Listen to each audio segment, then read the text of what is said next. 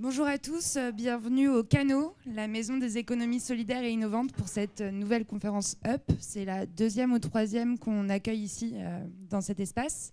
Simplement pour vous dire deux mots sur cette maison qui a été impulsée par la ville de Paris et qui est gérée par une association qui s'appelle Les Canots. Nous, notre objectif, c'est de soutenir et fédérer tous les acteurs économiques qui vont mettre au cœur de leur projet l'humain, l'environnement, la solidarité, la protection de la planète. Du coup, cette maison, elle est ponctuellement ouverte au grand public dans le cadre d'événements comme celui-ci, par exemple, ou comme le Festival de la mode éthique et solidaire qu'on organise le 23 et le 24 juin prochain. Mais surtout, elle est ouverte tous les jours pour ces entrepreneurs engagés. On organise des formations, des ateliers, des speed meetings pour les aider à rencontrer les partenaires qui vont les accompagner dans le développement de leurs projets ou les aider à trouver des financements. On héberge des organisations internationales comme le Younous Centre Paris et le C40, qui est un réseau de 92 villes partout dans le monde qui échangent leurs bonnes pratiques pour lutter contre le réchauffement climatique. Le Younous Centre, pour ceux qui ne le savent peut-être pas, c'est un projet qui a été impulsé par Mohamed Younous, qui est prix Nobel de la paix, puisque c'est l'inventeur du microcrédit, on l'appelle le banquier des pauvres. Et donc il a une partie de ses équipes en Asie et il a installé une partie de ses équipes à Paris, au Canot.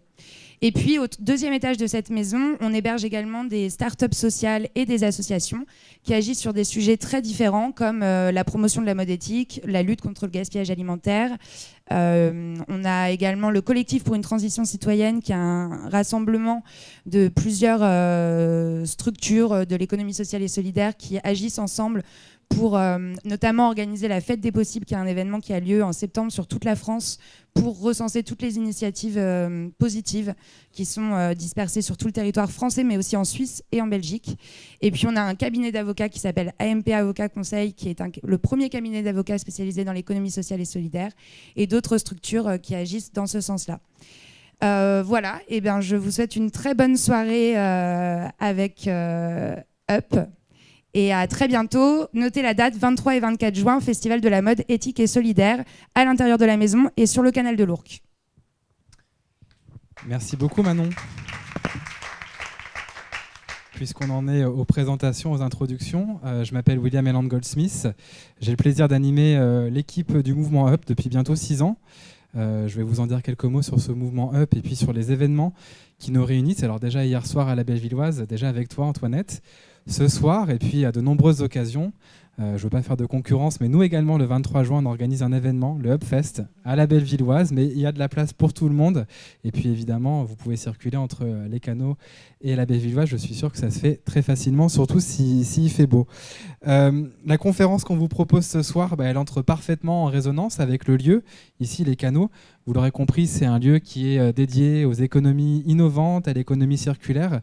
Je pense qu'il va en être plus que question ce soir lors de la table ronde. C'est un événement qui s'inscrit dans un cadre un peu particulier parce qu'on a souhaité, avec les équipes de Up le Mag, avec la ville de Paris, proposer un cycle qui s'appelle Impact durable, mode d'emploi, un cycle qui se décline en 3 rencontres. Donc ce soir, c'est la première rencontre qui est dédiée à l'anti-gaspi, qui est organisée notamment grâce au soutien de la Caisse d'épargne pour ce soir, et qui vise à faire la lumière sur les acteurs qui permettent de mettre en mouvement toutes les solutions pour nous montrer que la lutte contre le gaspillage alimentaire comme non alimentaire, et ça sera important de le rappeler, est possible. Antoinette, tu nous fais du coup l'amitié d'être là encore ce soir. Hein. Merci de nous consacrer autant de tes soirées. Je pense que le micro est déjà allumé. Tu es élue à la ville de Paris, adjointe à la maire en charge de l'économie sociale et solidaire, de l'innovation sociale et de l'économie circulaire. Je te propose peut-être de nous présenter quels sont les grands enjeux clés par rapport à cette thématique de la ville pour pouvoir lancer la discussion. Merci Antoinette. Merci. Bonjour à toutes et tous. Bonjour également à Frédéric Badina qui regarde son téléphone, mais on va le distraire un peu. Frédéric Badina qui est également élu, qui lui est élu dans le 18e arrondissement, qui a en charge l'économie sociale et solidaire. Je vais saluer également Florence Herrero qui regarde en l'air en se disant non, qu'elle ne me cite pas, mais Florence Herrero qui est également élue d'arrondissement, elle du 20e arrondissement et qui est en charge de l'éducation au développement durable dans le 20e. Alors effectivement, moi j'ai en charge l'économie circulaire, l'économie sociale et solidaire et l'innovation sociale pour la mairie de Paris. Pardon. Avant de commencer par vous expliquer ce qu'on fait à la mairie de Paris, je vais quand même juste dire un petit merci à UP, qui font un travail incroyable dans l'information, la sensibilisation, et également, j'allais presque dire dans l'éducation, parce que c'est certes de l'éducation d'adultes, mais c'est une forme d'éducation. À chaque fois que je participe à des conférences UP, je les trouve d'une richesse incroyable.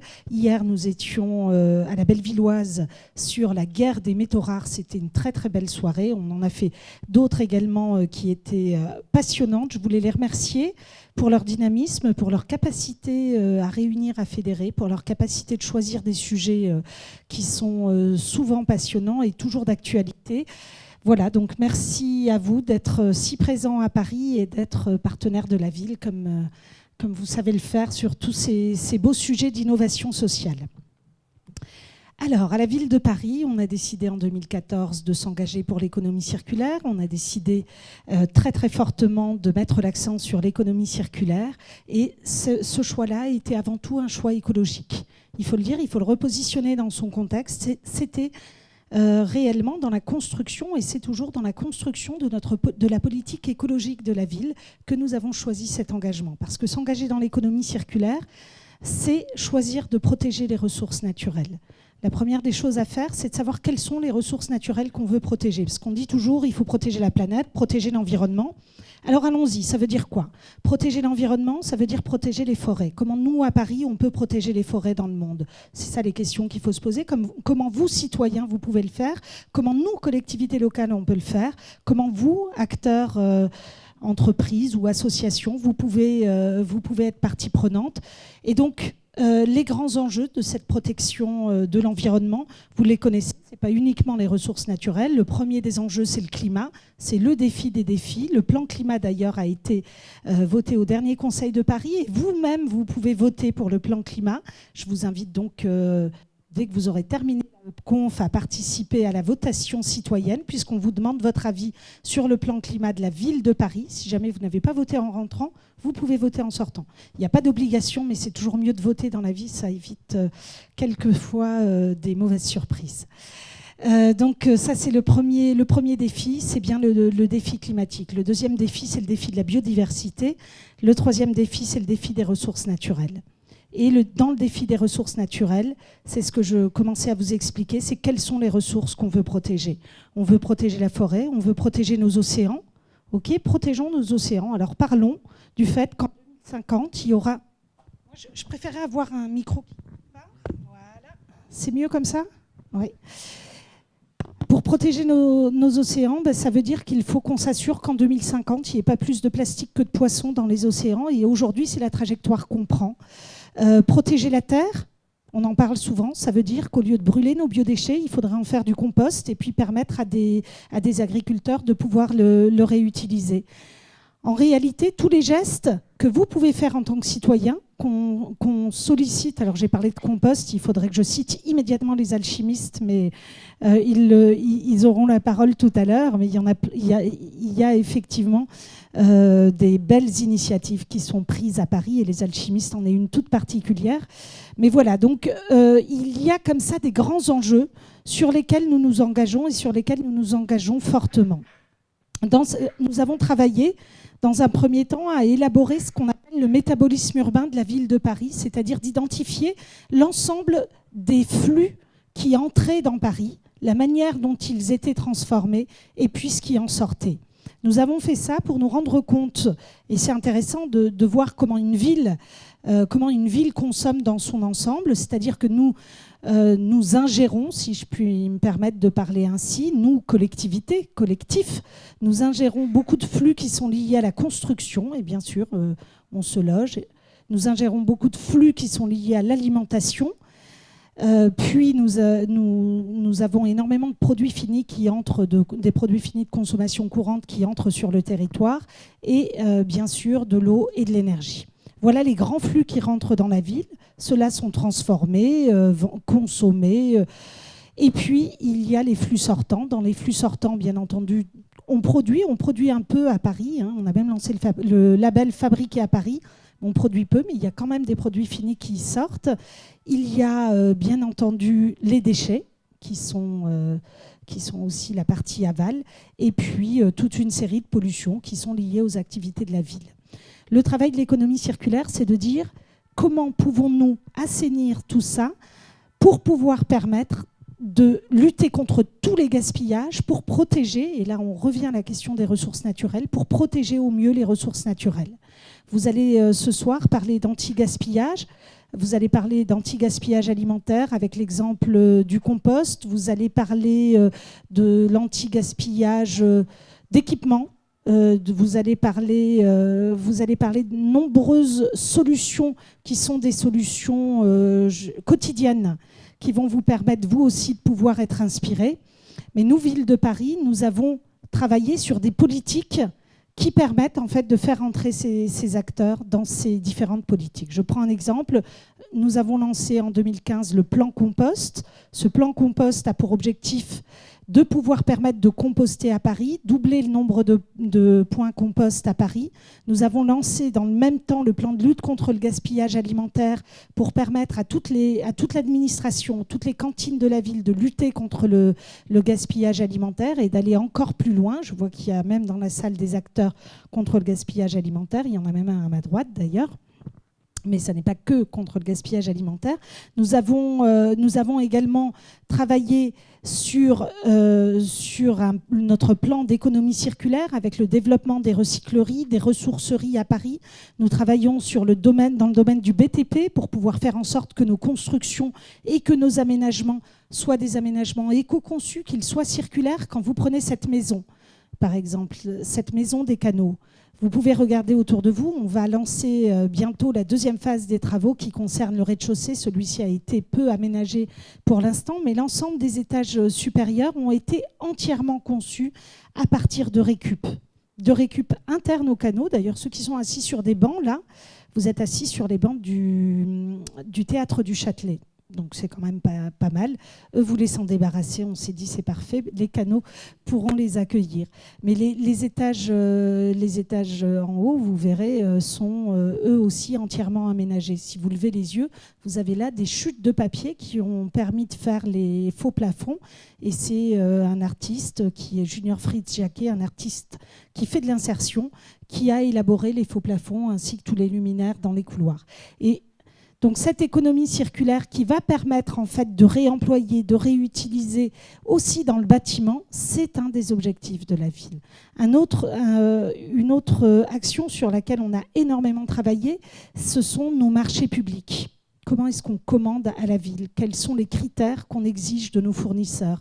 Comment est-ce on prend cette décision de telle entreprise plutôt que telle autre. Et là, on a décidé d'introduire ce qui était très très nouveau.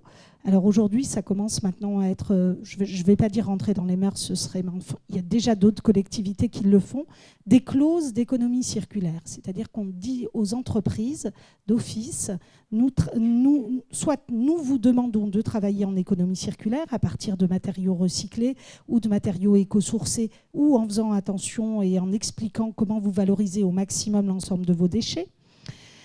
Ou alors, nous mettons des clauses qui concernent les emballages, en disant si vous nous livrez un produit, l'emballage ne doit pas faire un volume supérieur de 20% du volume du produit, ce qui évite de recevoir un tout petit produit dans un énorme paquet. Vous avez tous déjà reçu des cartouches d'encre où vous vous dites ils sont fous, pourquoi ils mettent un carton de 2 mètres pour un produit de 10 cm. Ça n'arrive, en tout cas à Paris, ça n'arrive pas puisque nous on l'exige quand on commande nos produits. Voilà, on a également des clauses d'économie circulaire qui concernent la durée de vie des produits, où on dit aux fournisseurs, en fait, nous, ce qui nous intéresse, c'est que la durée de garantie soit la plus longue possible.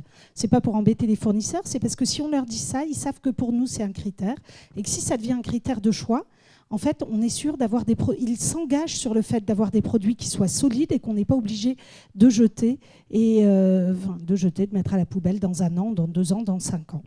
Donc je raconte assez souvent parce que j'aime bien cette petite anecdote en commission d'appel d'offres où en fait on ouvrait les propositions pour les plaques de rue. Vous savez, les plaques de nom de rue, donc ça bien sûr c'est Paris qui s'occupe de les acheter et de les installer. Bien, on avait demandé à ce qu'ils augmentent la durée de garantie. On était à 15 ans de durée de garantie. Sur le nouvel appel d'offres, On est passé à 45 ans de durée de garantie. Donc là, on est sûr que nos plaques de rue, elles tiendront 45 ans. Ça veut dire que nos enfants, nos petits-enfants verront les mêmes que nous, en réalité, puisque c'est de l'acier émaillé. Et donc, il n'y a pas besoin, si c'est bien fait et si la qualité est bonne, il n'y aura pas besoin de les changer dans 5 ans, dans 10 ans, sauf au moment où on choisira de féminiser toutes les rues de Paris. Là, il faudra quand même les changer. Mais enfin, c'est pas encore... on le fait très progressivement, donc ça va aller. Voilà, donc vous l'avez compris, nous sommes très engagés. Vous connaissez notre politique écologique plus générale. Vous avez entendu parler de la fermeture des berges de Seine, bien entendu. Vous avez entendu parler du bio dans les cantines. Vous avez entendu parler de la végétalisation de la ville. Enfin, je l'espère en tout cas. Tous ces axes politiques sont des axes politiques écologiques qui visent en fait à faire de Paris une ville à la fois écologique et solidaire. L'économie circulaire, l'anti-gaspi en est bien sûr un des marqueurs et un des marqueurs importants. Ce n'est pas que de l'anti-gaspi alimentaire. On peut aussi avoir du gaspillage vestimentaire. Aujourd'hui, on en a énormément. C'est un sujet qu'il faut prendre en main. Il y a du gaspillage numérique. Mon Dieu, on fait à peu près n'importe quoi avec les envois de nos mails, à rerouter des pièces jointes, à n'en plus finir, à envoyer des dizaines de réponses suivies par mail, etc. Donc tout ça, ce sont des efforts que nous pouvons encore faire, chacun, vous les citoyens, nous bien sûr collectivités. Nous, notre rôle, c'est de mettre les cadres pour que tout ça puisse se faire correctement. Et puis notre rôle, c'est aussi de pouvoir permettre que de belles structures s'installent à Paris pour nous aider à mener ces politiques publiques. Ces belles structures, là vous allez avoir 4 très très belles structures parisiennes qui sont installées, j'allais dire récemment, en réalité, à Paris, qui se développent. Là, je crois que ça dépend des structures, vous allez nous le dire, mais en tout cas, toutes qui ont un très bel avenir dans leur domaine d'activité, certaines sont plus jeunes que d'autres, et qui travaillent sur ces sujets-là. À Paris, rien que pour vous donner un peu le dynamisme économique, c'est à peu près, nous créons à peu près par an 1000 structures qui sont des structures solidaires. Quand je dis nous, collectivement, à Paris, il est créé 1000 structures solidaires, c'est-à-dire soit de personnes en grande difficulté qui créent leur entreprise pour pouvoir vivre, soit alors des structures qui, elles, choisissent l'objet social et solidaire pour pouvoir pour se créer, puisque c'est souvent leur ADN. Donc c'est un dynamisme qui est extrêmement important, que nous, villes, nous avons envie de soutenir en créant des incubateurs, en créant des espaces comme ici qui permettent de se réunir, mais qui permettent aussi d'héberger des structures, en créant des hôtels d'entreprise, dont un est spécialisé, le LUTES, dans l'économie sociale et solidaire, en créant, et là aussi en permettant aux uns et aux autres d'avoir leur propre implantation, entre guillemets, je vais dire commerciale, dans la ville, ou en tout cas à côté des autres entreprises. C'est le cas des alchimistes qui fait du compost, c'est le cas de Solicycle, c'est le cas de la recyclerie sportive, recyclerie sportive qui vient de s'installer dans le 17e, et c'est le cas également de Phoenix, que maintenant tout le monde connaît, qui lutte contre le gaspillage alimentaire, mais je crois qu'il y a une grande diversification des activités, mais vous allez nous expliquer tout ça. Leur permettre de grandir, leur permettre déjà d'avoir l'idée et puis de créer leur projet, ça c'est un des objectifs de la ville de Paris, leur permettre de grandir, d'être financés par Paris Initiative Entreprise, d'être accompagnés par les boutiques de gestion, d'être, pourquoi pas financés pour certains d'entre vous, peut-être par l'ADI. Enfin, tout l'écosystème solidaire à Paris qui doit permettre cette création d'entreprises et ce changement d'échelle, en tout cas, est rendu possible aussi par le soutien de la ville de Paris. En tout cas, on y est très, très, très, très attaché. Moi, je passe beaucoup de temps à regarder quels sont les besoins de ces jeunes pousses parisiennes qui font du beau travail social aussi. Et donc, vous allez en avoir un petit, je vais dire un petit extrait ce soir par chacune de ces belles structures qui se sont développées pas uniquement grâce à la ville, c'est grâce à l'écosystème, je vais dire, ville de Paris, qui est très très riche, grâce à plein d'entreprises aussi, parce que je sais que pour certains d'entre vous, vous êtes en partenariat avec des entreprises, d'autres avec des fédérations.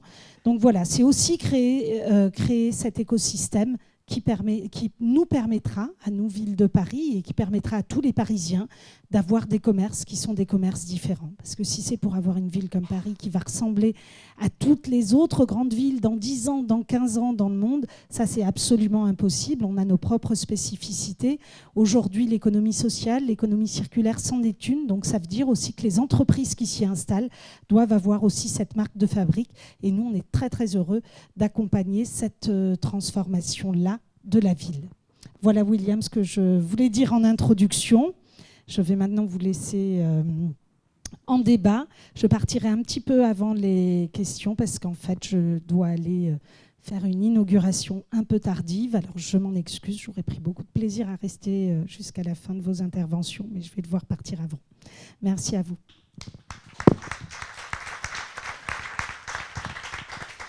Merci beaucoup Antoinette, merci d'avoir posé ainsi le cadre et puis d'avoir expliqué quels sont les enjeux de la ville de Paris en matière de lutte contre le gaspillage. Et merci également d'avoir insisté sur le fait que le gaspillage est évidemment alimentaire, mais aussi non alimentaire. Et je pense qu'on a encore trop souvent la tendance à l'oublier. Alors, je voulais juste commencer par vous donner quelques chiffres. Alors, j'essaierai de ne pas être trop assommant et surtout de ne pas être trop déprimant, mais simplement pour qu'on puisse prendre la mesure du défi que pose la lutte contre le gaspillage. Si on parle de lutte contre le gaspillage alimentaire, alors il y a 10 millions de tonnes de déchets alimentaires qui sont produits en France chaque année. 10 millions. Il y a un tiers des aliments produits sur la planète qui sont jetés sans être consommés. Et en France encore, il y a de 20 à 30 kilos d'aliments jetés par personne et par an en France, dont 7 kilos sont encore emballés.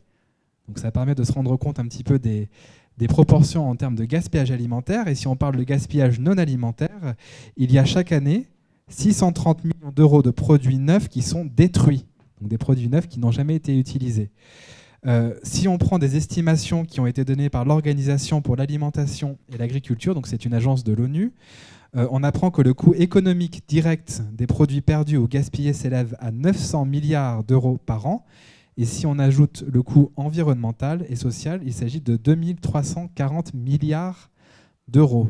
Donc je vous laisse imaginer tout ce qu'on pourrait faire avec cet argent si on arrivait à mettre en place un système plus efficace et plus résilient en termes de lutte contre le gaspillage. Alors, heureusement, ces chiffres sont certes impressionnants, ils sont un peu déprimants, mais en réalité, ces chiffres, ils cachent également toute une économie. C'est l'économie qu'on a évoquée à l'instant, l'économie circulaire, et puis également, ils cachent des acteurs qui vont réussir à faire des déchets des uns, des ressources pour les autres. Et c'est ce qu'on va justement essayer de rendre compte tout au long de nos échanges avec nos 4 intervenants. Alors, comment ça va se passer ce soir ? Ce que je propose, c'est qu'on prenne le temps de bien découvrir les projets qui sont représentés ce soir sur scène.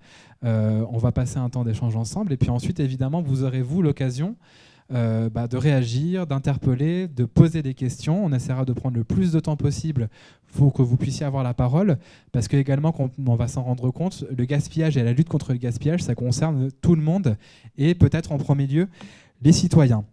À 20h45, fin des échanges, on baisse le rideau. On vous laissera avec ces différentes solutions, donc sortir de là avec ces solutions pour méditer, et puis pourquoi pas pour passer à l'action. En tout cas, c'est le pari qu'on fait et c'est la promesse qu'on essaie de formuler ce soir et puis à chaque fois qu'on organise des événements up. Enfin, mon rôle, c'est simplement de m'assurer que le délai imparti puisse être tenu. Donc, je m'excuse par avance aux uns et aux autres si jamais je vous lance des petits regards pour dire il faut un petit peu abréger la réponse. C'est simplement parce qu'il faut laisser le temps à chacun de pouvoir s'exprimer. Ça vous va ? On fonctionne comme ça ? Je vais vous passer déjà 2 micros. Hop. Du coup, vous partagerez 2 micros. Il y en a un autre qui est sans fil. Et donc, ce qui me paraît à la fois le plus parlant et le plus simple, c'est tout simplement de rentrer dans le détail de vos projets. Peut-être qu'on va commencer par finalement le gaspillage qui nous paraît être le plus évident, mais pour autant qui n'est pas le seul, c'est le gaspillage alimentaire. On va commencer par toi, Alexandre. Donc, tu es le cofondateur du projet Les Alchimistes. Les Alchimistes qui existent depuis un petit peu plus d'1 an, si je ne me trompe pas. Déjà, est-ce que tu peux nous dire comment est-ce que t'es venue cette idée du projet Les Alchimistes et évidemment essayer de nous résumer en quelques phrases ce qu'est ce projet ? L'idée m'est pas vraiment venue parce qu'elle est venue à la tête d'autres, donc c'est beaucoup plus simple. Non, l'idée est venue entre Myriam et Stéphane, qui sont deux directeurs de structure d'insertion, et qui se disaient que finalement il y avait un besoin de créer des métiers qui soient possibles pour des personnes en fin de parcours d'insertion. Donc il y a eu une maturation, une incubation du projet, et finalement on s'est retrouvé avec Kenzo, mon associé, qui est lui un profil plutôt ingénieur, donc il réfléchit bien et assez vite, et donc c'est assez pratique de travailler avec lui. Sur l'idée des alchimistes, elle est relativement simple. On a tous, je pense, l'intuition que brûler des déchets alimentaires qui sont composés à 85% d'eau, c'est une mauvaise idée. Bon, n'empêche qu'on on brûle 80% des déchets sur le Grand Paris, et que ça, c'est la solution qui est largement majoritaire. Donc, qu'est-ce qu'on veut faire? On veut valoriser ces déchets et les transformer en compost. Le compost, c'est finalement la matière organique qu'on retrouve dans la terre et qui est nécessaire à la croissance des plantes. Donc, jusqu'ici, tout va bien. On ne réinvente pas grand-chose. Ça s'est toujours fait depuis que l'homme fait de l'agriculture, et on veut le refaire. On veut le refaire avec les contraintes de la ville. C'est là que ça se complique un peu, parce que dans la nature, quand il y a un chevreuil qui meurt, c'est pas très grave, ça sent un peu mauvais, mais ça embête les écureuils et quelques autres riverains, mais finalement c'est pas dramatique. Et s'il y a un chevreuil qui crève en plein Paris, à côté ici, ça va commencer à être un petit peu plus embêtant. Donc notamment, ça crée la peste, le choléra et pas mal d'autres maladies dès lors qu'on a de la densité urbaine. Donc on n'a pas vraiment envie de refaire ces expériences-là.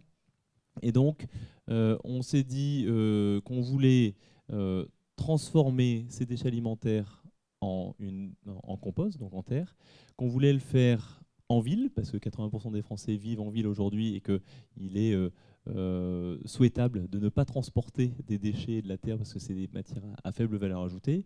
Et donc, on veut créer un circuit court entre le déchet alimentaire et la fabrication de compost pour la ville. Et si on veut faire du circuit court, c'est pour 4 raisons principales. La première, elle est économique. Déplacer un déchet qui n'a pas de valeur, c'est un non-sens. La deuxième, elle est écologique, évidemment. Un déchet alimentaire, c'est très lourd, donc ça suppose des camions, du CO2, des particules fines, de la pollution sonore, etc. Il y en a une troisième qui est un peu moins intuitive, mais qui est à la jeunesse du projet, c'est que quand on fait des plus petites unités en ville, on détaylorise les métiers, on en fait des métiers plus sympas, plus épanouissants. Nous, le métier qu'on veut créer, c'est un métier de super concierge de quartier.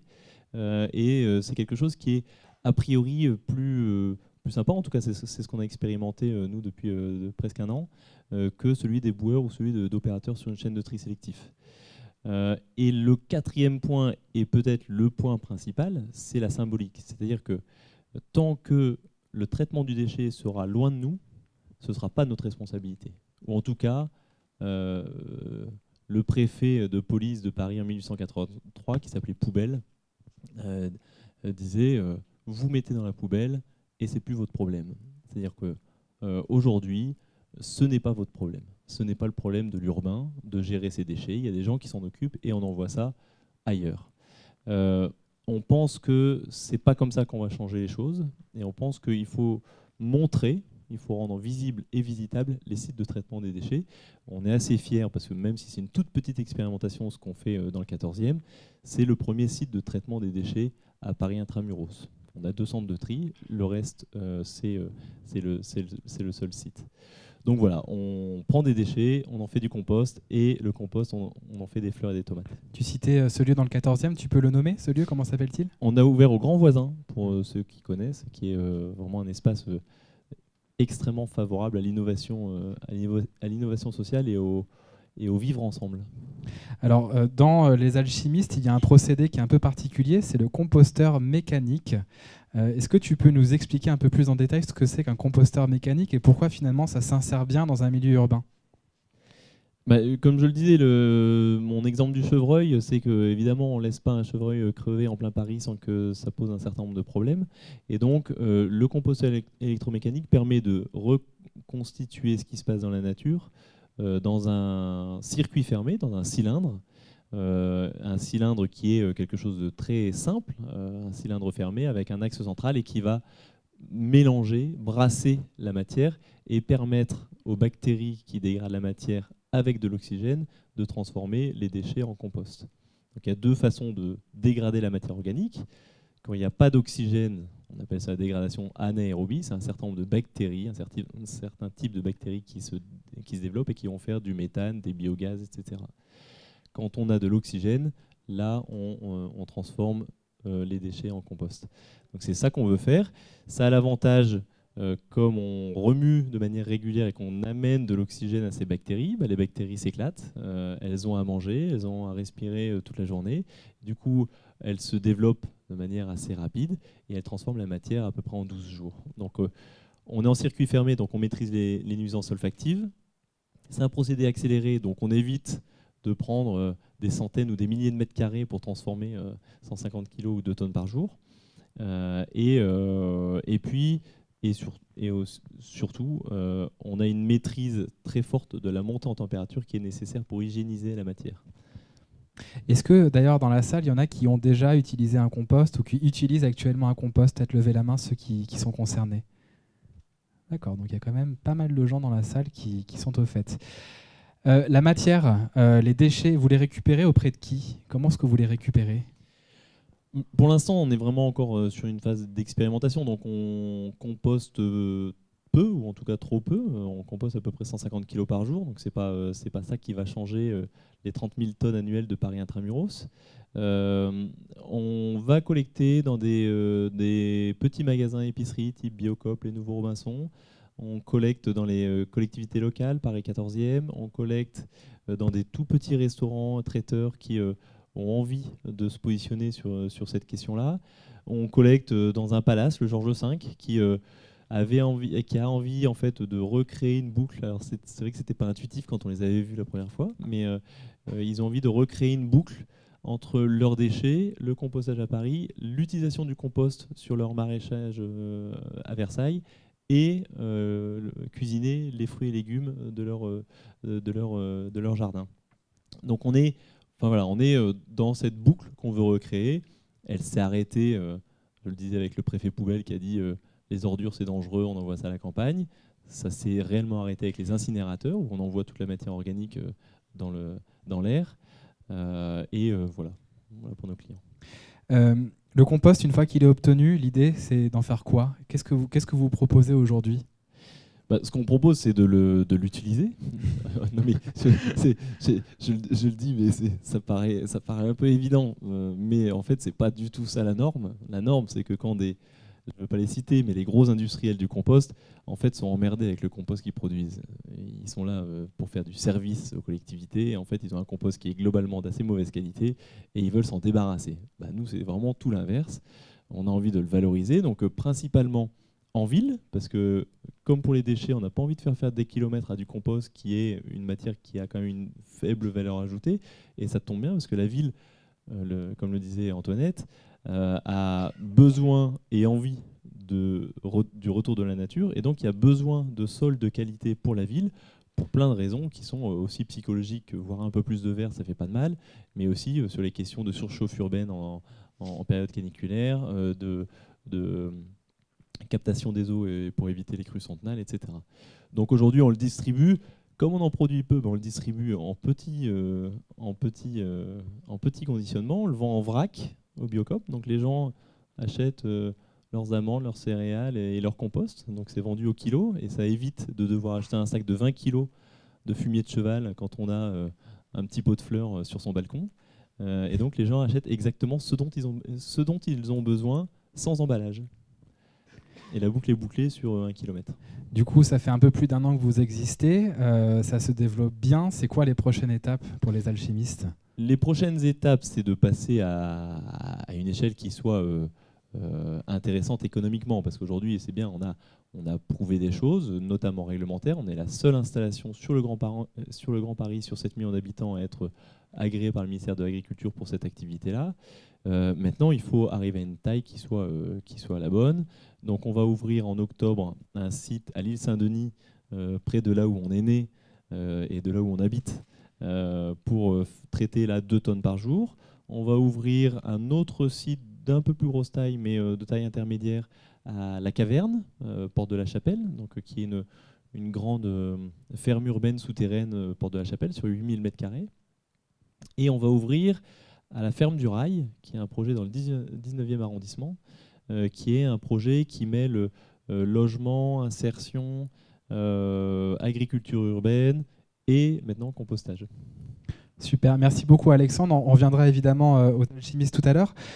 Puisqu'on était sur le gaspillage alimentaire, on va continuer un peu notre cheminement en passant à Jean Moreau et avec Phoenix. Mais du coup, on verra qu'effectivement, comme le glissait Antoinette tout à l'heure, ça se diversifie de plus en plus. Donc toi, tu es le cofondateur du projet qu'on connaît de plus en plus, Phoenix. Est-ce que tu peux nous raconter également la genèse du projet, avant ensuite de nous préciser un petit peu quelle est la solution que vous avez développée? Ouais, ça marche. Il faut juste que je me remonte dans le dos, parce que c'est le millième pitch de ma vie où je raconte Phoenix. Il faut garder le feu sacré au fil de l'eau, c'est compliqué, donc on se réinvente. Mais merci pour l'invitation et merci à tous d'être là. Donc nous, on est une entreprise sociale qui a 4 ans et demi. On date de mars 2014. Le démarrage, pour être honnête, il a été douloureux, donc je peux le dire en toute transparence. On a eu une erreur de casting dans l'équipe de départ qu'on a corrigé, mais du coup on a perdu un peu de temps à l'amorçage, mais comme quoi derrière ça peut redémarrer. Faut pas, pour les entrepreneurs ou les wannabe entrepreneurs de la salle, il ne faut pas s'arrêter aux premières difficultés, sinon ça sert à rien de se lancer. Et du coup on a bien rebondi, parce que là en 4 ans on est passé de 0 à 85 employés et de 0 à 10 millions de chiffre d'affaires cette année, Inch'Allah. Donc c'est allé assez vite, et surtout on a la fierté d'avoir redistribué en parallèle, parce qu'on a un modèle hybride d'entrepreneuriat social qui nous a permis de redistribuer près de 30 millions de repas à des assos caritatifs, puisque notre métier, je ne l'ai pas dit, mais c'est de récupérer les invendus en date courte des distributeurs, donc Auchan, Carrefour, Franprix, Bio c'est bon, Leader Price, etc. Les produits qui sont à J-3, J-2, J-1 par rapport à la péremption, qui jusqu'à maintenant, comme l'a dit Alexandre, étaient très souvent mis en décharge, enfouis, incinérés, détruits, ou encore pire, dans des poubelles avec un petit coup d'eau de javel ou de desktop pour pas qu'il y ait de glanage par des SDF. Donc c'est de cette révolte qu'est né le projet. On s'est dit c'est une absurdité à la fois économique, sociale, environnementale. Ça ne peut plus arriver, donc on va créer un truc, parce que sinon on marche un peu sur la tête. Et donc on a dit on va être à l'interface entre les magasins qui gâchent et puis les associations caritatives, Restos du Cœur, Croix-Rouge, Emmaüs, Banque Alimentaire, Secours Populaire, qui peuvent redistribuer ces produits à des gens dans le besoin. Ça sera plus constructif que de les envoyer dans des centres de tri et les enfouir sous la terre. Donc ça, c'était la révolte initiale qui a donné lieu à Phoenix, qui a 2 services grosso modo. Il y en a un qui est digital, numérique, et une plateforme qui connecte l'offre et la demande. Donc en gros, ça connecte les chefs de rayon qui déclarent leurs invendus en ligne et qui sont réservés par les assos côté demande, qui n'aurait pas marché si on n'avait pas complété ça par une brique plus traditionnelle, moins sexy, mais qui marche beaucoup mieux, qui est une brique logistique, une brique de formation, des gens sur le terrain, d'où les 80 personnes chez nous. On a des gens dans les magasins qui vont former les équipes, donner aux chefs de rayon l'envie de prendre le temps de bien trier les produits, de les mettre de côté pour les assos, les embarquer dans la démarche de non-gaspillage et d'économie circulaire. Donc là encore, on est un peu hybride entre du digital et du physique logistique à l'ancienne, livraison même d'invendus. Donc voilà, on vient de là, en tout cas de ce métier-là. Systématiser la deuxième vie solidaire des invendus, rendre la poubelle inutile, un peu comme vous. Et effectivement, on a pas mal évolué, parce que on s'est dit premièrement, quand on donne les invendus à des assos, on s'aperçoit qu'il reste encore des produits dans la poubelle. Alors soit c'est des produits qui sont en date du jour, J0, donc qui ne sont pas vraiment donnables en l'état parce qu'il n'y a pas assez de date pour les redistribuer derrière à des bénéficiaires. Soit c'est des produits qui ont été tripotés, trafiqués par les consommateurs, des fruits et légumes qui ont un peu trop mûri dans le magasin, des paquets de chips qui ont été éventrés, qui ont été consommés en partie dans les rayons.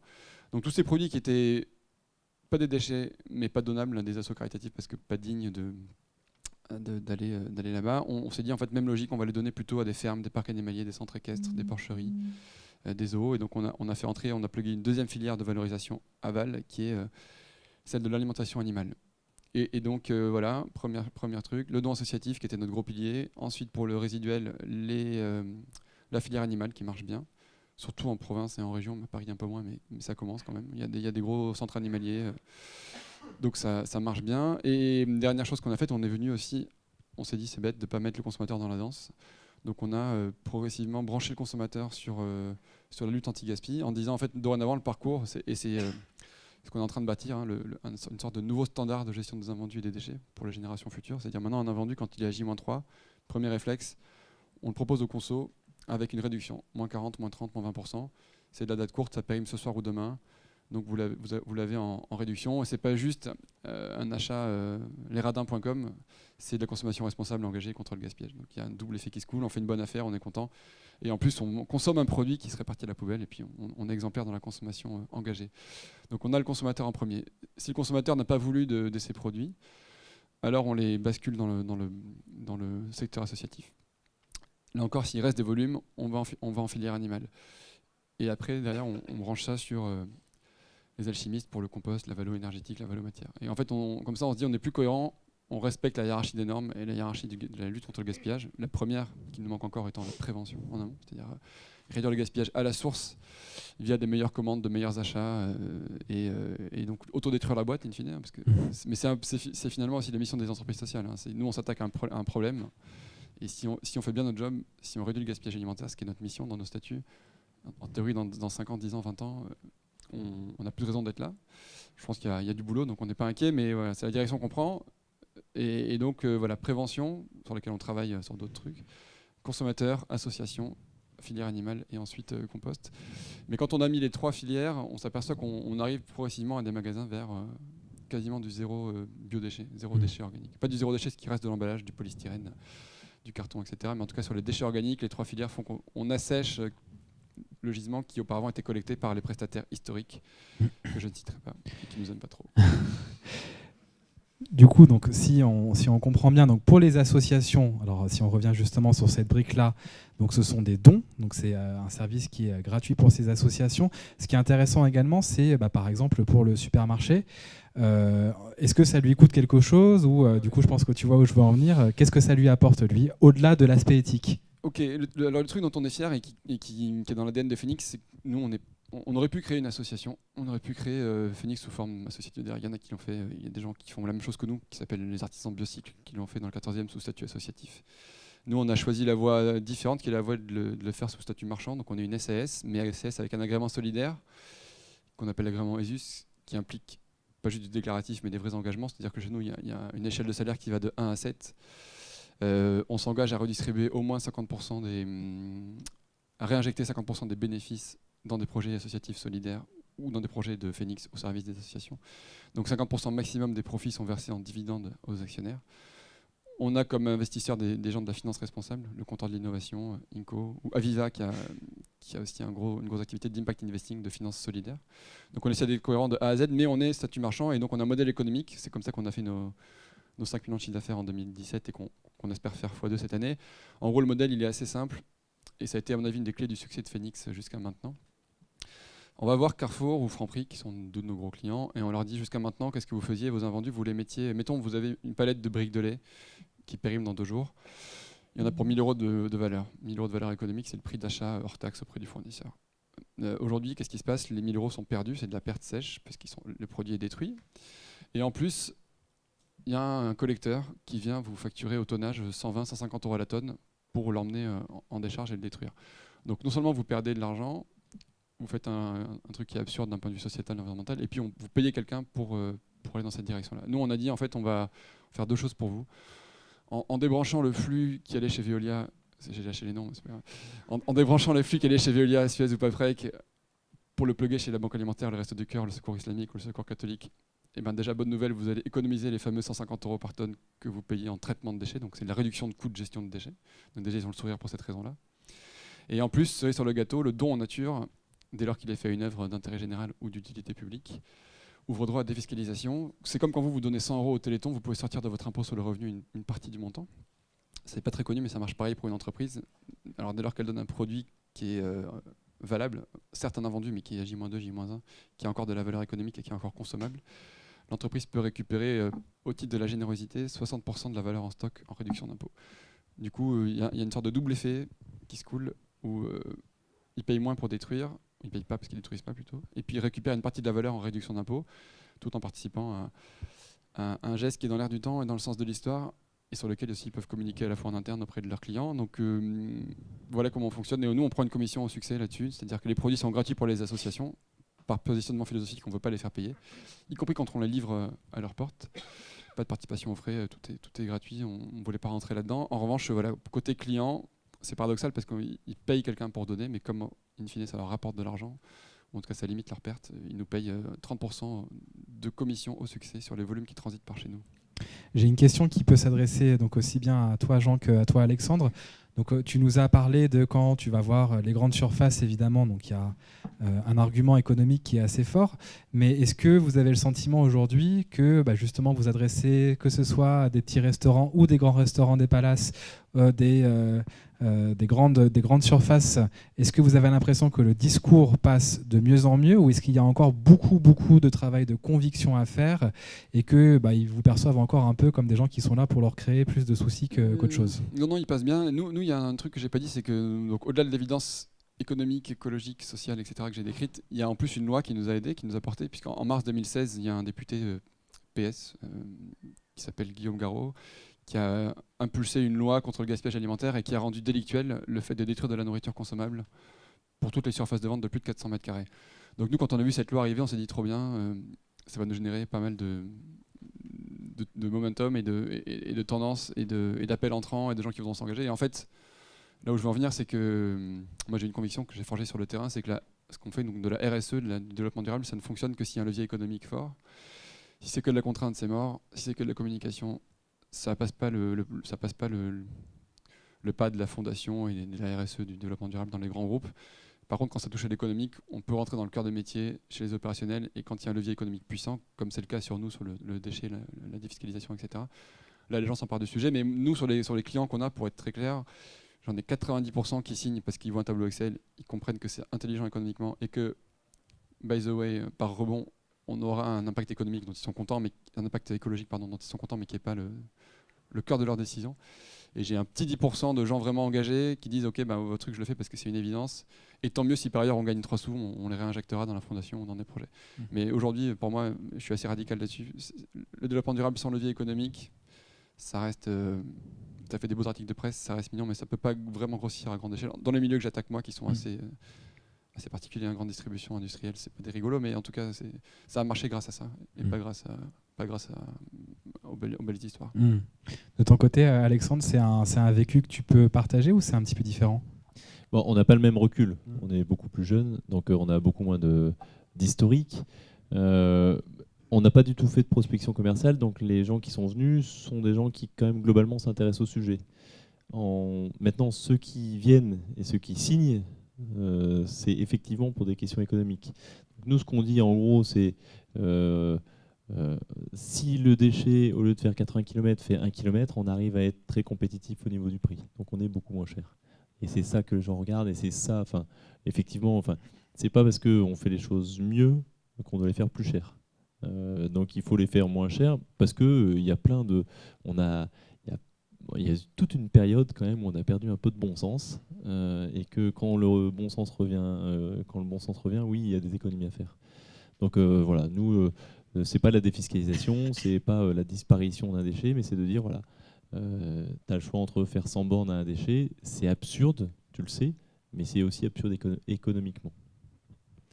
Merci à vous deux. On va passer maintenant à Myriam et à Marc. Alors je vous cite ensemble parce que vous avez quelque chose en commun, c'est le vélo.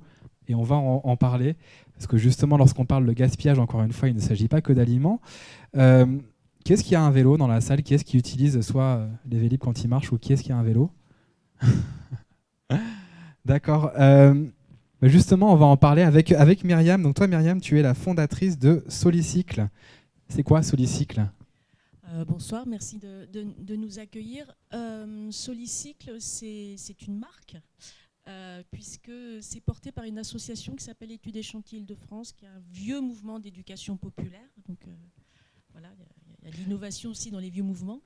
Ce sont des ateliers d'économie circulaire qui récupèrent des vélos, et on attache à ça une équipe de mécaniciens en insertion. Donc des gens très éloignés de l'emploi. Donc Solicycle, c'est travailler sur le retour à l'emploi, c'est travailler, on récupère des vélos dans les caves, dans les déchetteries, qu'on désosse pour certains. On fait des stocks de pièces détachées, on répare des vélos avec les pièces détachées, on les vend. On fait aussi, notre modèle économique repose aussi beaucoup sur des interventions à l'extérieur, des animations d'autoréparation. Alors Solicic, ce sont des ateliers où on peut être adhérent contre une modique somme de 16 €. Et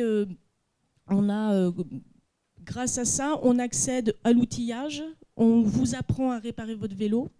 On accède aux pièces détachées qu'on a, nous, extraits des vélos et qui sont à prix libre. Donc, ça, c'est un cauchemar pour notre commissaire aux comptes.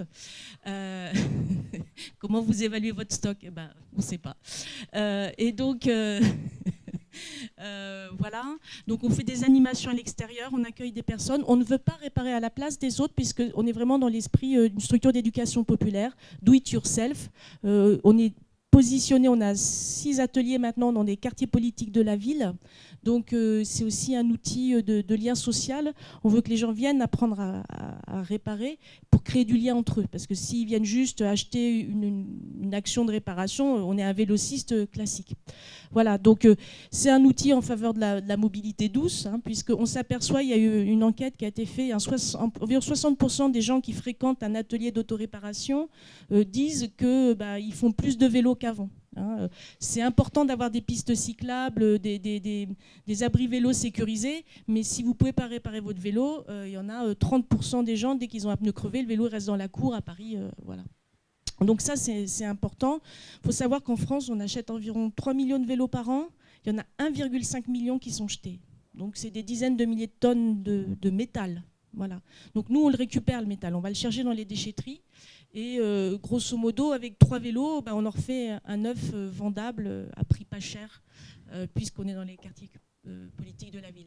Et puis, je vais finir sur la dimension insertion, qui est pour nous très importante. On était d'abord une structure qui faisait de l'insertion par l'activité économique.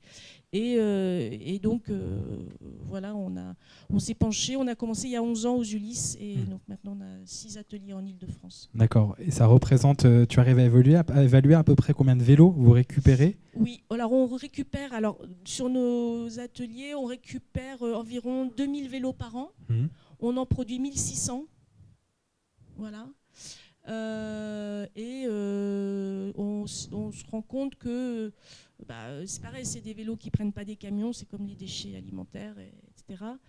Et ça, plus de gens sur les vélos, c'est une économie de 653 tonnes de CO2 par an. Voilà. Et les gens alors qui viennent aux ateliers, c'est quel type de personnes? Est-ce que c'est très varié? Est-ce que ce sont des fans du vélo? Je ne sais pas.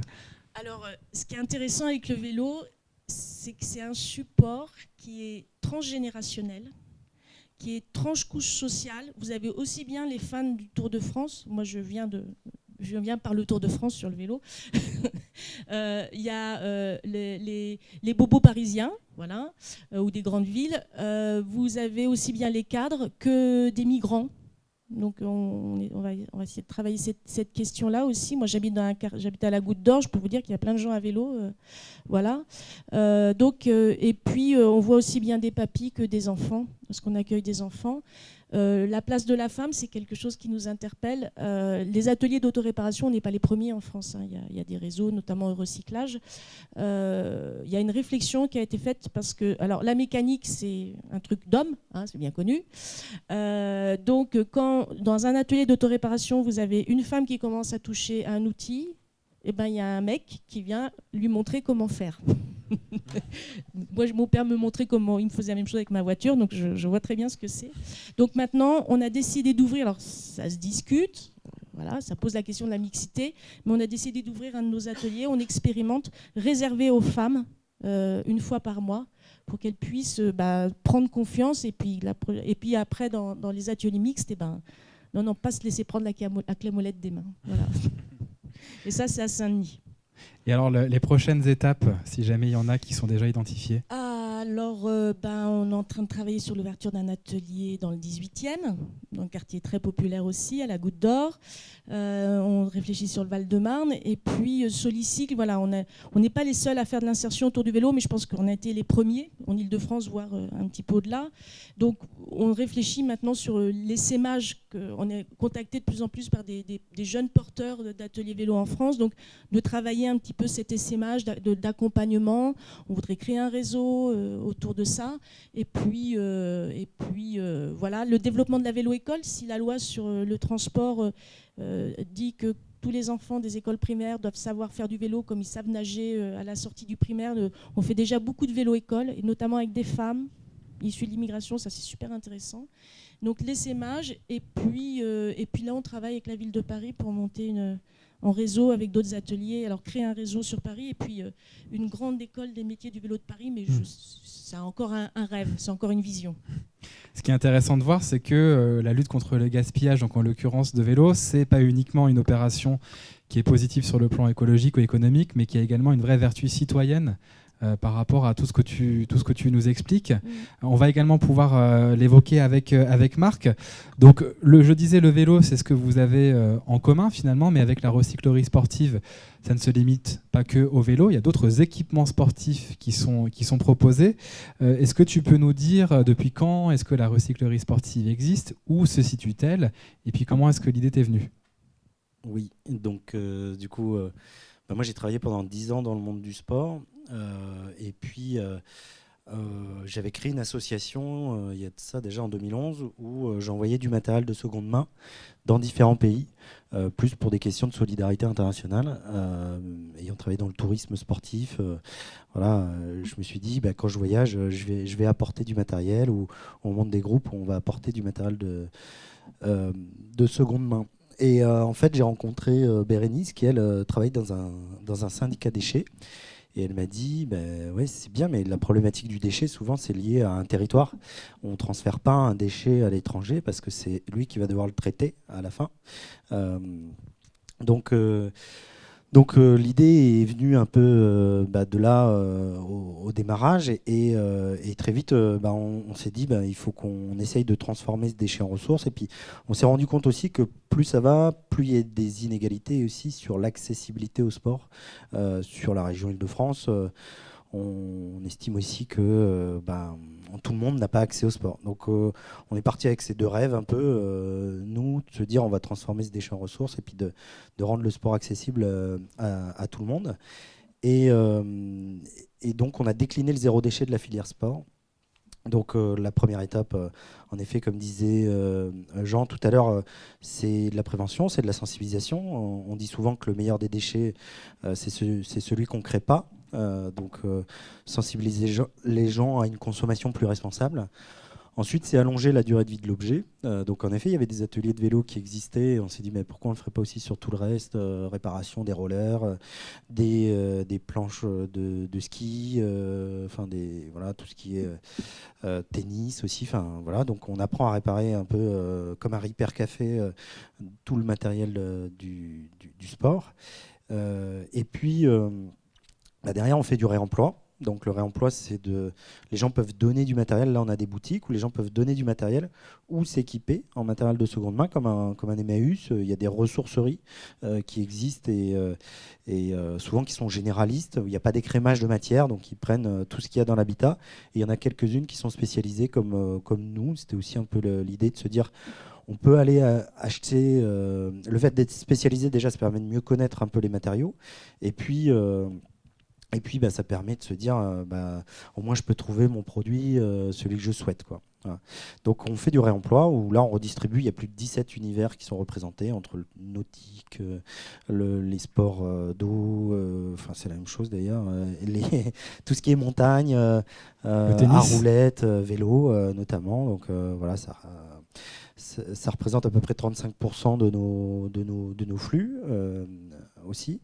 Et puis après, on réutilise le matériel. Donc là, pareil, je pense que l'humain, il a cette capacité aussi à essayer de trouver des solutions sur tout un tas de choses. Pour le coup, c'est pareil on peut toujours essayer de trouver des solutions à des matériaux. Donc on s'est dit, tiens, qu'est-ce qu'on va pouvoir faire avec ça, donc, moi, j'ai une ceinture qui est faite en pneus de vélo, par exemple. Il y a plein de choses à inventer, du mobilier, la réutilisation du matériel, comme le papier qu'on voit ici. Il y a une inventivité, en tout cas, à travailler là-dessus qui est assez importante. Et puis après, on renvoie dans les filières de recyclage. Mais là, il n'y a pas d'éco-organisme lié au sport. Il y en a dans dans le bois, il y en a dans le textile, ce genre de choses, mais dans le matériel de sport, voilà, il n'y a pas de filière REP, comme on dit. Et donc ça, c'est pareil, c'est des choses qu'on essaie de pousser pour essayer de faire en sorte qu'on puisse créer un éco-organisme. Voilà. Où est-ce que ça se situe, du coup ? Excuse-moi, du coup, ça se situe. Enfin, excusez-moi, ça s'est situé. On est né à Massy, dans le 91, et on vient d'inaugurer une nouvelle boutique dans le 17e à Paris, à Boulevard Bessières, dans des anciens locaux de la Poste. Voilà. Et donc, c'est ouvert à tous ? C'est ouvert à tous. On a une boutique qui est ouverte en effet du mercredi au samedi. On a des ateliers qu'on crée régulièrement, voilà, autour du zéro déchet, du sport zéro déchet. Et puis les mobilités actives, forcément, c'est nous qui agissons dans le sport et le développement durable d'une manière générale, puisqu'il y a ces questions d'environnement où il y a la réduction de déchets, mais il y a aussi, faut savoir qu'entre 50 à 80% des bilans carbone sur les grands événements, c'est lié à du transport. Donc forcément, l'intérêt de se déplacer en mobilité active, nous, il y a vélo, on parle beaucoup de circulation douce. Moi, je préfère le terme de mobilité active parce que ça permet de dire qu'on utilise son corps pour se déplacer. En plus de faire du transport, on fait du sport aussi. Donc, c'est bénéfique. Il y a un vrai levier de santé aussi qui est hyper important. Et donc, nous, on a plutôt pour rêve aussi de se dire, il y en a qui courent d'ailleurs, il y a des expérimentations, il y en a qui courent et qui vont au travail en courant. Encore faut-il avoir de quoi se doucher en arrivant ou autre, y aller en roller, en trottinette, en canoë-kayak, avec ces berges de Seine là, qui vont pouvoir nous permettre d'arriver directement au bord de la Seine et puis d'aller travailler après, quoi. Voilà. J'ai peut-être une dernière question justement qui vous concerne tous les deux, Myriam et Marc, avant de passer aux questions de la salle. Donc, je vous invite à préparer la première question qui est toujours la plus difficile à poser. On a parlé de cette dimension donc citoyenne. Alors le sport, évidemment, c'est un vecteur qui est assez formidable pour essayer de mettre en mouvement ces valeurs-là. Est-ce que c'est difficile, vous avez l'impression de votre poste d'observation, de faire de la sensibilisation, parce que j'imagine que c'est un enjeu clé, et de faire comprendre aux gens que quand on lutte contre le gaspillage, c'est une démarche citoyenne qui est tout aussi importante qu'une autre à l'échelle d'une ville, par exemple. Est-ce que c'est quelque chose que vous ressentez ? Est-ce que vous avez du mal à sensibiliser ? Sur la question du vélo, ça se pose moins parce que de tout temps, les gens ont utilisé le vélo du petit frère, de la petite sœur, récupéré le vélo du grand-père.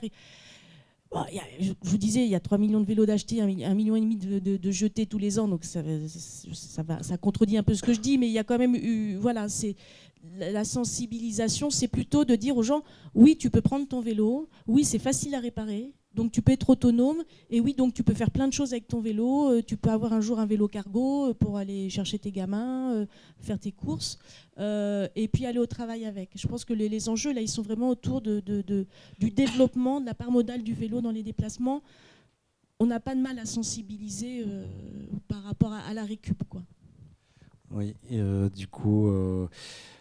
je pense qu'en effet, les gens, ils ont envie de donner aussi, pour certains quand même. Enfin, nous, si on a réussi à... Depuis... donc, on a ouvert des nouveaux locaux. Nous, les locaux, ils ont été ouverts en janvier 2016. Donc, on est assez jeunes aussi sur la partie recyclerie sportive. Mais je pense que les gens ont envie de trouver des structures aussi où ils peuvent donner du matériel, apprendre à réparer leur vélo aussi. Donc ça, il y a un souhait citoyen qui est évident. Après, c'est vrai que l'éducation sur l'environnement, je pense qu'il est aussi au cœur du projet parce que c'est des choses qui, je pense que le consommateur aussi, il a un pouvoir qui est hyper important. Et dans tous les achats qu'on fait, je pense que ça c'est un vrai levier aussi pour changer. Et je rejoins en effet Jean de se dire, en effet, nous on nous posait toujours des questions sur le modèle économique, mais ça nous donne envie de le faire parce qu'on se dit que si on le fait pas, il y a peut-être personne qui le fait. Et d'une initiative où au départ on va collecter un peu de matériel et il y a quelqu'un qui le fait. Après il y a un deuxième magasin qui nous dit ok, on peut récupérer du matériel et puis on commence à immerger du coup des antivirus un peu partout pour faire changer tout un tas de choses, quoi. Et je crois que d'une façon très immédiate, il y a un événement assez sympa le 16 et 17 juin. Oui, il y a la fête de la récup, donc il y a Et on fait partie d'un réseau qui s'appelle le réseau des ressourceries, en plus de faire partie de celui de le recyclage, qui sera aussi présent à la fête de la fête de la récup, qui est un événement qui regroupe à peu près une quarantaine de ressourceries, recycleries, certaines qui sont spécialisées, comme je le disais tout à l'heure, avec Rejouer qui fait que du jouet, ou d'autres, la réserve des arts, spécialisée sur des arts, des matériaux. Et puis tout le monde avec cette volonté en tout cas de faire avancer le réemploi, qui est un vrai enjeu. Nous, on estimait à peu près sur les 5,5 millions de tonnes de la région Île-de-France qu'on était à peu près à 0,004% de matériel réemployé. Donc en effet, je pense qu'il y a un levier qui est assez important. Vas-y, je t'en prie. Ouais. Nous, juste un mot là-dessus, parce que je pense que c'est important pour les consommateurs. Nous, le poste d'installation qu'on a, qui est d'être un peu au centre entre les donateurs et les repreneurs, moi j'ai le sentiment depuis plusieurs années déjà que il y a un déséquilibre entre l'offre et la demande. Il y a pas mal de gens qui sont prêts à donner de la matière, des entreprises, même des consommateurs. Mais je trouve que là où on a du mal dans l'économie circulaire, dans le réemploi en France, c'est que les filières aval sont relativement peu structurées et pas du tout capables d'absorber des gros volumes. Et à mon avis, c'est là aujourd'hui il y a un point de faiblesse, c'est que nous, il y a plein de fois, on avait des énormes volumes et en fait, on n'arrive pas à les valoriser parce que les structures aval de réemploi, de recyclage matière sont des petites structures. Et je pense à une personne avec qui on travaille pas mal qui s'appelle Bilum, je sais pas comment, qui fait. Donc son métier, c'est d'aller récupérer chez Air France des vieux sièges ou des vieux des gilets de sauvetage, pardon. Et elle va faire de l'upcycling, donc les transformer en trousses de toilette, en ceinture, en sac à main. L'idée est géniale.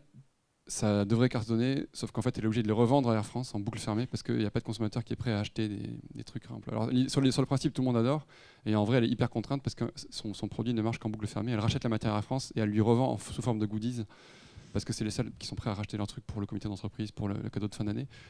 Et elle bute sur le consommateur qui, en fait, like sur Facebook, mais ne va jamais acheter un produit, quoi.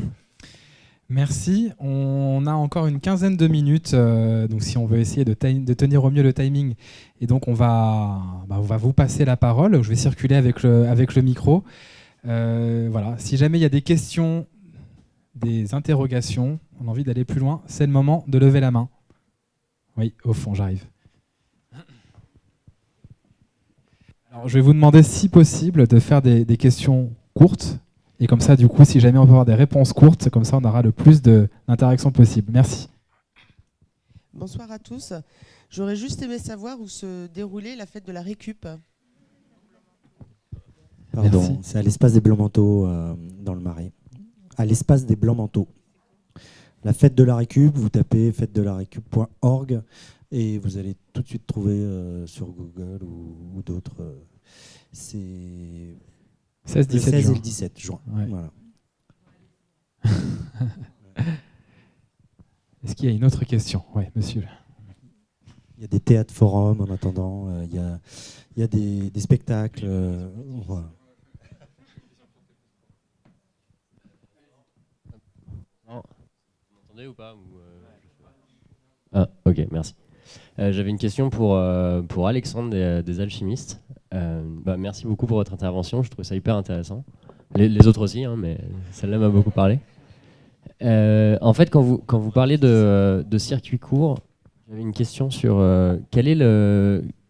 concrètement, quelle est la distance ou le rayon que vous pouvez avoir sur une ville comme Paris, par exemple, pour faire fonctionner une de vos installations.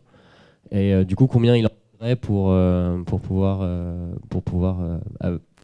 prendre en charge tout le compost que vous pourriez faire sur Paris. Notre rêve, et puis on en avait discuté dès le début du projet, c'était de mettre un composteur au hall et faire moins de 400 mètres. Bon, ça, je dirais, c'est une situation particulière, les halles. Il y a peu d'endroits où il y a autant de déchets produits, parce qu'il y a peu d'endroits où on mange, tout simplement. Donc la notion de circuit court, elle est évidemment variable. Si on prend, d'un coup de baguette magique, on prend 100% des biodéchets d'un quartier, d'un secteur, à Paris intramuros, on fera jamais plus de 700 mètres.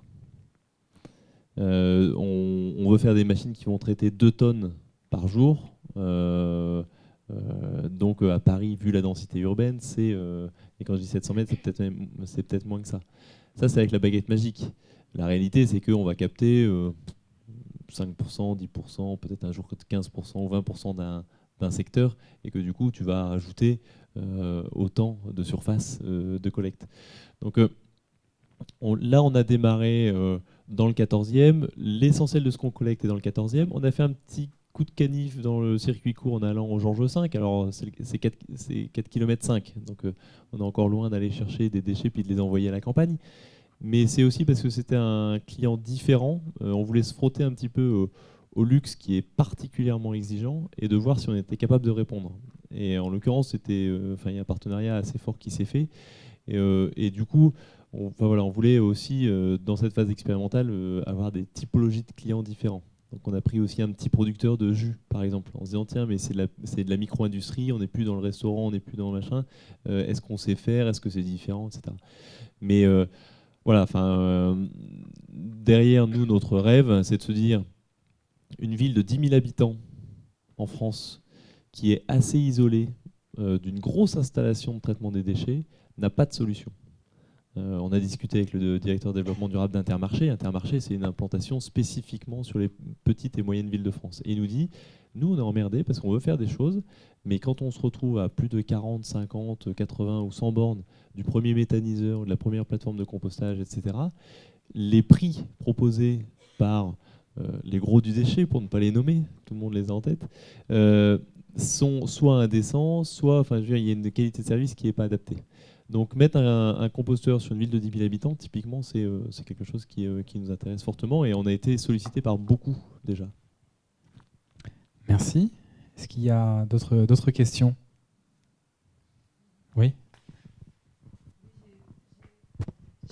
Bonsoir et merci et bravo. J'ai participé à un débat au Grand Voisin sur les JO et le développement durable qui m'a laissé sur ma faim. Donc c'est une question qui s'adresse à tous les quatre. Comment vous allez vous positionner pour 2024? Est-ce que vous y avez déjà songé?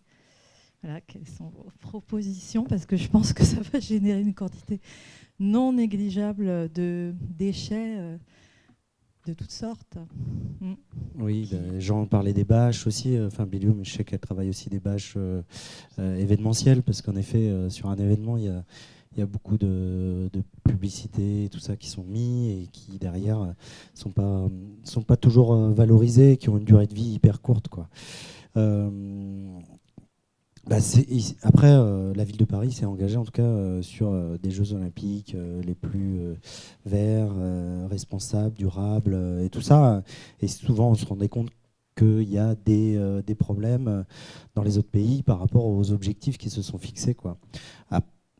Voilà. Donc c'est vrai que c'est toujours un peu... c'est une question qui est délicate. Moi, je préfère limite que ce soit ici à Paris, que ce soit à Los Angeles, parce que pour le coup, ils se sont mis d'accord aussi pour dire on ralentit, on calme les Jeux Olympiques, on en veut des plus responsables.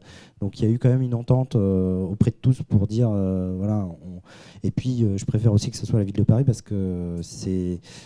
Vu comment ils étaient partis à Los Angeles, ça aurait eu un impact qui aurait été encore plus impactant pour la Terre d'une manière générale. Donc pour moi, c'est vrai qu'ils ont mis des enjeux qui étaient très ambitieux. Donc après, je pense qu'il faut les démarrer dès maintenant, parce que voilà, on parle de part modale qui est très, très important. Et rien que là, ça va être dur d'atteindre tous ces objectifs-là, quoi. Voilà. Alexandre ?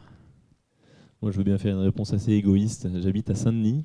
C'est une ville qui est magnifique, qui a plein d'atouts et qui en même temps a besoin de se reconfigurer de manière extrêmement rapide. C'est tout un territoire qui souffre. Et quand on voit, je ne sais plus quelle était la stat, mais elle était dramatique, le nombre de gamins de Seine-Saint-Denis qui terminent le collège sans savoir nager.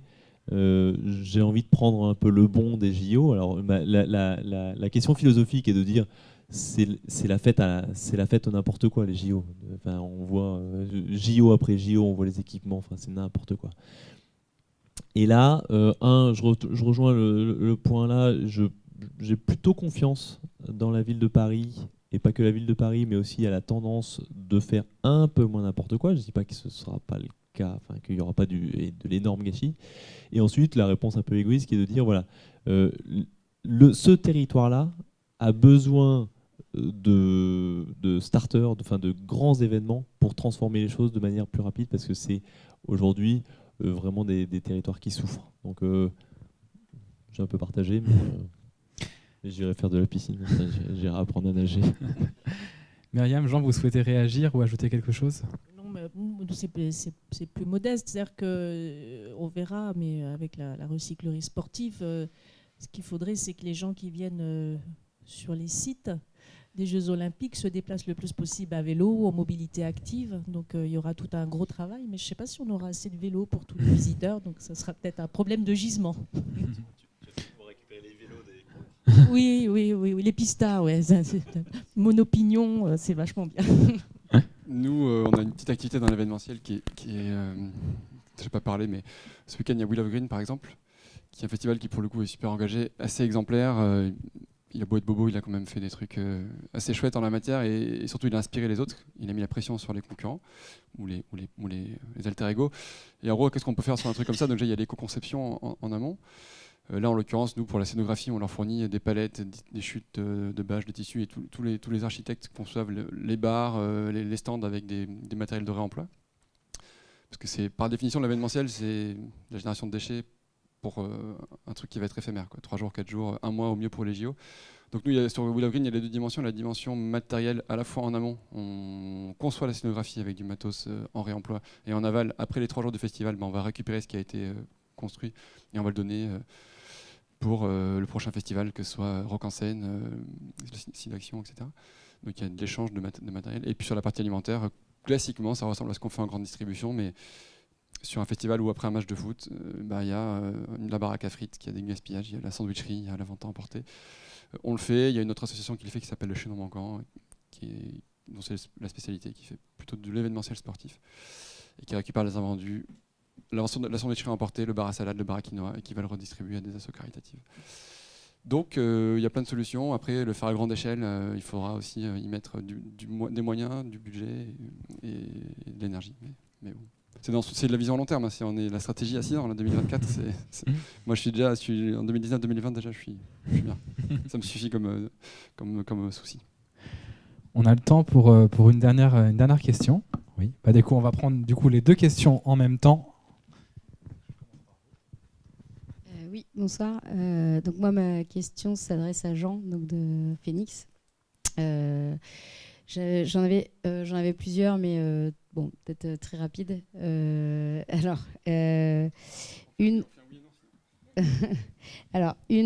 C'était est-ce que vous faisiez de la sensibilisation plutôt en entreprise, vraiment dans les auprès des industriels ou de la grande distribution, mais vraiment axé sur les acteurs, auprès de ces acteurs à titre individuel, au-delà des formations que vous faites. Et puis une autre pour savoir justement sur tout ce que vous n'arrivez pas à revaloriser, ou à revendre, pas à revendre, mais justement à donner aux associations. Est-ce que vous avez pensé à d'autres circuits? Est-ce que vous avez d'autres systèmes pour redistribuer? Merci. Je te laisse retenir la question et on va prendre la deuxième tout de suite, comme ça du coup. Ok, on enchaîne. Merci, bonsoir. En complément, c'était juste pour savoir la taille à peu près des entreprises des clients de Phoenix. Est-ce qu'il y a une taille minimale pour que ce soit intéressant économiquement pour eux? Ok. Et bien sur la première question, sensibilisation, oui, on en fait. C'est même la clé de voûte du système. En gros, quand on nous confie un magasin, que ce soit un Leclerc, un Carrefour, un Intermarché, comme Alexandre l'a dit, il y a une grosse partie du boulot qui consiste à embarquer les gens dans la démarche. Et donc dans un gros hypermarché, il va y avoir facilement 30-35 chefs de rayon, entre la volaille, la boulangerie-pâtisserie, les yaourts, les fruits et légumes. Et donc il faut que tout le monde ait le réflexe Phoenix et le réflexe du don, de mettre de côté les produits consommables. Donc c'est là que j'ai dit que la plateforme n'aurait pas suffi, parce qu'en fait ce qu'on a, c'est qu'on a une cinquantaine de chefs de projet qui gèrent chacun une trentaine de magasins et qui vont faire des piqûres de rappel, former les gens à l'amorçage, au lancement des projets. C'est-à-dire quand on lance un programme de dons et de réduction du gaspillage dans un magasin, il faut embarquer au moins un fer de lance dans le magasin qui va prendre le sujet à bras-le-corps et qui va mobiliser tous ces petits copains. Et puis il faut leur dire, ça va prendre 5 minutes de plus, mais on va trier, et puis ça aura une deuxième vie solidaire. En général, c'est bien reçu, mais il y a une grosse partie de formation sensibilisation. On en fait une autre sous une autre forme qui est formes de disques soupes, donc dans des boîtes qui n'ont rien à voir avec le gaspillage alimentaire. On vient avec des lots d'invendus qu'on récupère à droite à gauche. Et on leur dit, regardez, ça, c'est encore consommable, on va faire une soupe, on va faire un top chef anti-gaspi en entreprise.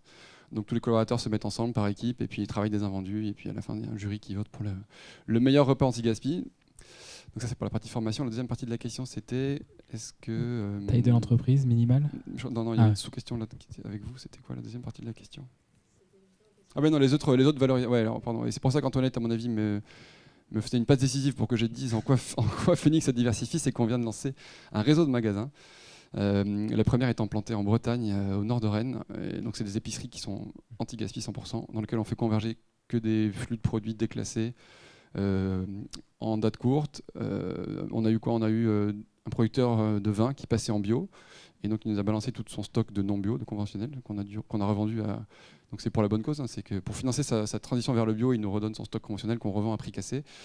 On a eu quoi? On a un camion qui s'est ramassé sur l'autoroute avec des lots qui donc étaient en partie abîmés, qu'on a récupéré, qu'on a revendu à moins 30%, moins 40%.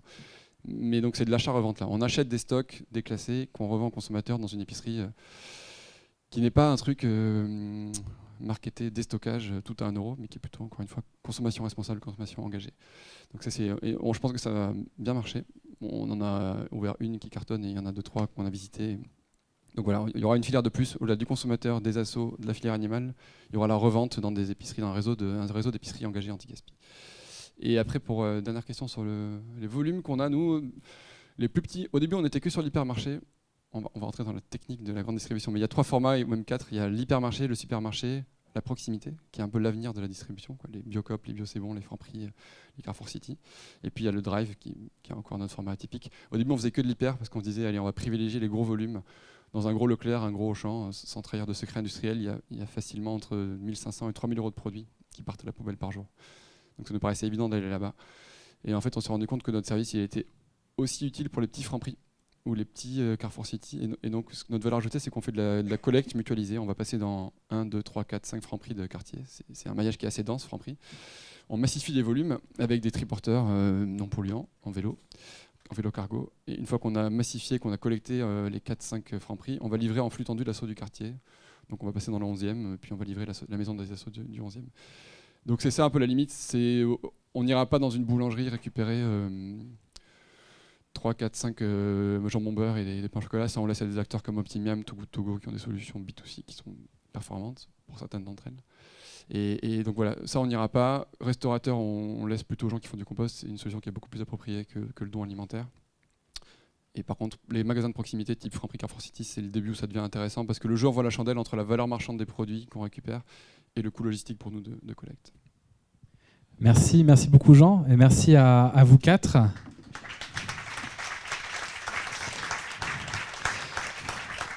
Alors, ce que je vous propose, si vous souhaitez en savoir davantage, donc vous avez le site de Phoenix, les alchimistes Solicycle et la recyclerie sportive.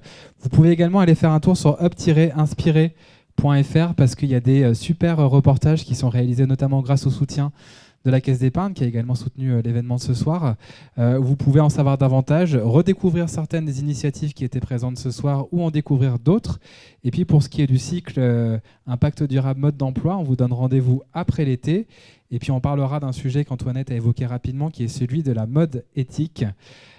Excellente soirée à toutes et tous. Merci à nos intervenants et à très vite.